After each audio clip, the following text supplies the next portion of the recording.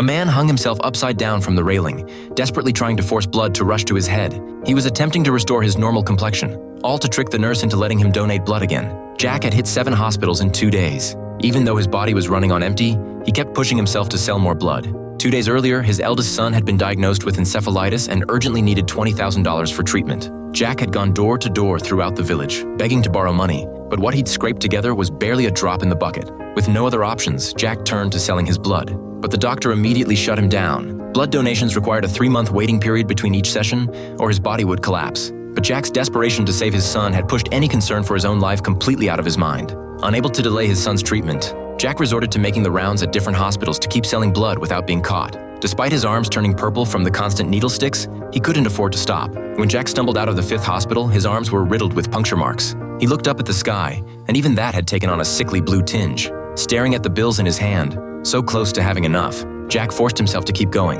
At the 6th hospital, he collapsed from blood loss. When he came to, he learned the doctor had transfused 100 milliliters of blood into him. Not only had he failed to make money, but now he owed them for the medical bill. Jack demanded they take the blood back out. The doctor, thinking he was dealing with a lunatic, shouted at him to pay up and get out.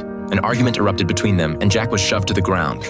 All his money scattered across the floor. Seeing the greedy looks in the eyes of those around him, Jack frantically tried to protect his son's life-saving money. But he'd underestimated just how low people could sink. As expected, the crowd stripped him of everything. He endured the suffering in silence, stubbornly fighting against fate. Jack made his way to his son's hospital, calling out his boy's name, only to be thrown out by security who took him for a troublemaker. Inside his room, his son seemed to hear his father's voice. He got up and went to the window, spotting his father standing helplessly in the street below.